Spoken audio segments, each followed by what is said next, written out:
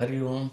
आज सितंबर 29, 2024। आज संडे है और भगवान अब एक कर्मयोग के बारे में बताना चाहते हैं। खुद प्रतिज्ञा कर रहे हैं 39 श्लोक में कि अभी तक अर्जुन जो 11 नंबर श्लोक से 30 तक ज्ञान आत्म तत्व के बारे में बताया, अब मैं तुझे कर्मयोग बताता हूँ। मगर जो शब्दों का चयन है ना, उसको थोड़ा सा बारीकी से देखेंगे तभी समझ में आएगा। चलिए देखते। श्री भगवान उवाच एषा ते विहिता संख्ये बुद्धिर्योगे तमं शृणु। बुद्ध्या युक्तो यया पार्थ कर्मबन्धं प्रहास्यसि। एषा, हे पार्थ सुनो सुनो।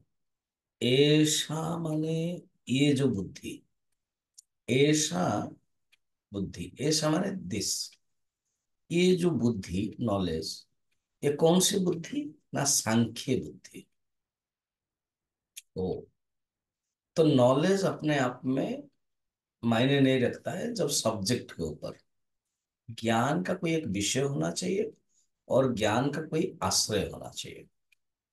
ठीक। तो सांख्य माने परमात्मा, सांख्य माना आत्म तत्व। तो बुद्धि परटेन्ड, बुद्धि रिलेटेड टू सांख्य माना आत्म तत्व। हाँ, क्या है? अभिहिता। मैंने तुमको कहा है, अभिहिता मैंने कथित है। It is told, it is said by मी।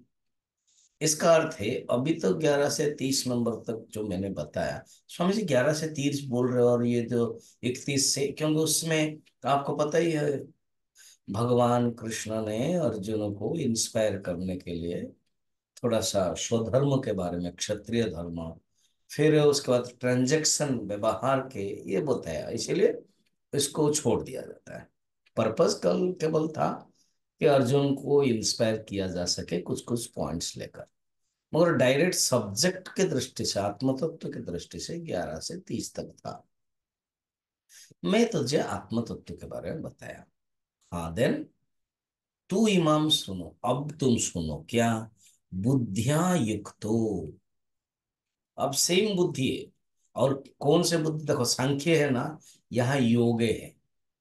बुद्धिया योग युक्त। अरे बुद्धि तो दोनों में है। हाँ जी, बुद्धि दोनों में ही है।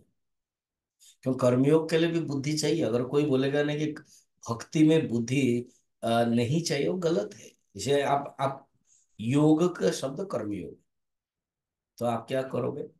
बुद्धिया कर्म योगे युक्त, बुद्धिया भक्ति योगे युक्त। अच्छा, भक्ति इतने अंधी नहीं होनी चाहिए कि हम भगवान कौन ही नहीं जानते हैं। अच्छा, भगवान कौन है जानना है तो फिर ज्ञान तो चाहिए। अच्छा, भक्ति में भी भगवान का नाम, रूप, गुण, धाम, हाँ, उनका जो कर्म, स्वरूप, महिमा, ये बिना जान के भक्ति करेगा क्या कोई? जानना तो पड़ेगा। अगर आप इतना प्यार करते हो उनके बारे में जानने में आपको तकरार क्यों है, बेचैन माने इतना तकलीफ क्यों? जानना चाहिए। जो भक्ति मार्ग के लोग ना, वो कहते हैं नहीं नहीं ज्ञान जरूरत नहीं है। अरे, किसी को आप प्यार करते हो उसके बारे में नहीं जानना चाहते?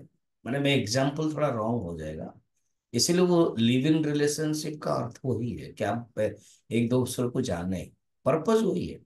बाद में गड़बड़ हो जाता है, उसका पहले न्याय है कि अन्याय है, रहना चाहिए कि नहीं रहना चाहिए, गलत है, वो सब अलग बात है।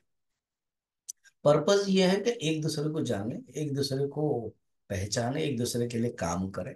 हाँ, ये हम लोग रह सकते हैं सारा जीवन पर्यंत। तो भक्ति में भी भगवान को जानने के लिए हमें चाहिए। ठीक है, तो कहते हैं उसका तुम अभी सुनो।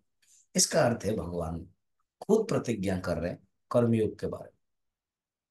कर्म ने कर्मयोग के बारे में कल मैंने बताया था। कर्मयोग में समता रखो पहले। सुखे दुखे समय कृत्वा लाभा लाभ चाहिए चाहिए। 38 में। तो ये कर्मयोग का शुरू हो गया, अर्थात मन में समता रखो। अब हम डिटेल अब बताएंगे, भगवान जैसे जैसे बताएंगे वैसे वैसे सूत्र देखेंगे। तो अच्छा, इससे क्या होगा, अभी सुनो कह रहे हैं उससे। सुनो, सुनो। जिससे, हाँ, कर्म बंधम प्रहास्यसि, कर्म बंधन से तुम मुक्त हो जाओगे। कर्म करने से बंधन से मुक्त नहीं होगे, मगर कर्म योग करने से बंधन से मुक्त हो। अब भगवान प्रतिज्ञा कर रहे हैं, फिर कल बताएंगे, हम लोग देखेंगे कल से। ठीक है, आज इतना ही। हरिओम।